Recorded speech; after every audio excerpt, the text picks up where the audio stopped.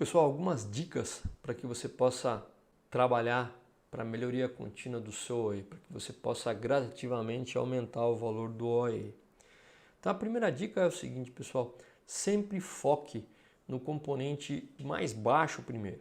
Então, se você, nesse caso, por exemplo, a disponibilidade é a componente mais baixa do OE, então é por aqui que eu vou começar o meu trabalho. É aqui que eu vou começar a olhar com mais detalhes. Então, aí é a primeira dica que você tem que seguir quando você vai começar a desenvolver aí um processo, um plano de melhora do seu OE. A segunda dica, pessoal, é quebrar essa componente mais baixa em extratos. É tentar entender o seguinte, por que a minha disponibilidade é baixa, né? É por volta aí de 53,3% nesse exemplo. Por que essa componente é baixa, né? Quais são as minhas maiores paradas que estão roubando disponibilidade do meu equipamento? Então, é aqui que eu preciso dar uma olhada e começar a levantar aí os dados e tentar quebrar essa componente em extratos e começar a entender aí quais são os extratos mais significativos que possam aí reduzir as horas paradas e aumentar a disponibilidade. A terceira dica que eu dou aí à liderança de linha de frente, que recebe uma grande pressão diariamente, é que faça o maior esforço com a equipe para que tenha aí no mínimo 95% em relação à eficiência, que é esse segundo componente. Por quê? Muitas vezes a disponibilidade ela não vai depender só da liderança de linha de frente. A liderança de linha de frente sim tem a responsabilidade de puxar e liderar o processo para tentar entender os dados e com a equipe de suporte melhorar a disponibilidade. Mas a eficiência está diretamente na mão do supervisor, do coordenador, do mestre, do encarregado, do líder. Tá? Eu sempre falava para a minha equipe que nós tínhamos, entre aspas, até a desculpa de ter uma disponibilidade menor, muitas vezes em função de problemas de manutenção, de falta de material, mas mesmo que sobrasse apenas 1 hora num turno, aquela 1 hora a minha equipe tinha que transferir, tinha que transformar aquela 1 hora no padrão exigido de engenharia e bater aquela meta em relação àquela expectativa. Então, a eficiência é uma responsabilidade direta da supervisão, em transformar aquele tempo que sobrou em peças produzidas conforme os padrões, conforme os tempos de ciclo padrão. Então trabalhe fortemente em relação a você ter aí por volta de 95% a 100% de eficiência, porque você acaba tendo mais autoridade, mais autoridade moral para cobrar os outros departamentos de suporte em relação à disponibilidade. Então fique sempre atento com essa dica em relação à eficiência, que está muitas vezes direto ao que você tem controle com a tua equipe, ok? Então essas aí são 3 dicas para que você possa tratar adequadamente o OE.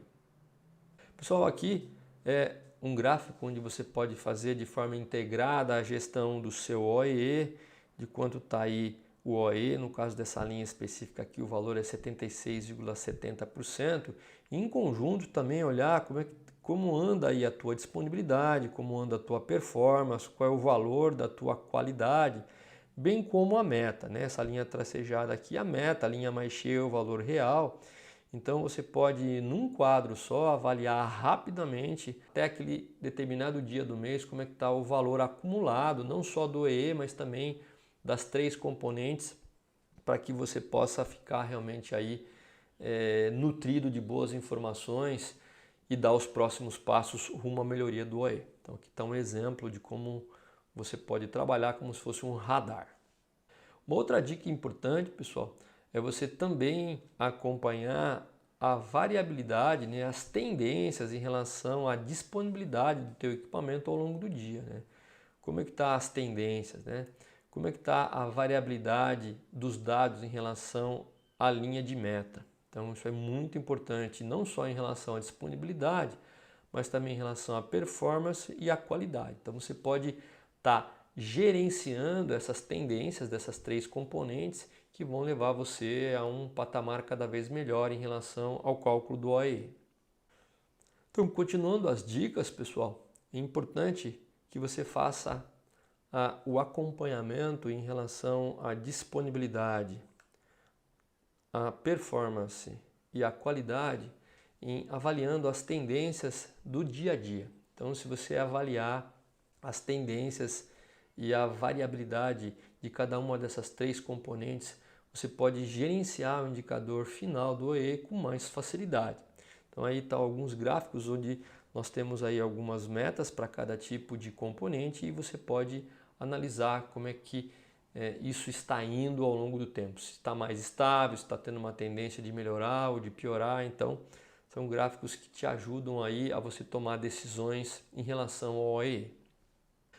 Uma coisa super importante, principalmente em relação à disponibilidade, é um gráfico de Pareto sobre as principais paradas, né? Basicamente aquelas paradas que fazem com que a disponibilidade fique mais baixa. Então, a partir do momento que você vai coletando dados, você consegue saber exatamente qual é aquele extrato, né, que está prejudicando a tua disponibilidade. Então, uma vez que você faça aí uma coleta e uma análise gráfica, principalmente quando você pega Pareto, você pode entender qual é aquele extrato dentro da disponibilidade que está puxando aí a disponibilidade para baixo, e aí em função aí de um plano de ação com a equipe, você conseguir fazer com que esse extrato seja reduzido, esse problema seja reduzido para que você aumente a tua disponibilidade.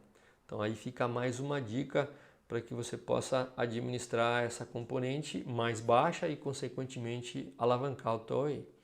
Sem esse tipo de análise, sem esse tipo de ação, né, dentro aí principalmente aí de um plano 5Ws, 1H, você não consegue aí melhorar a disponibilidade e consequentemente não vai conseguir melhorar o OE.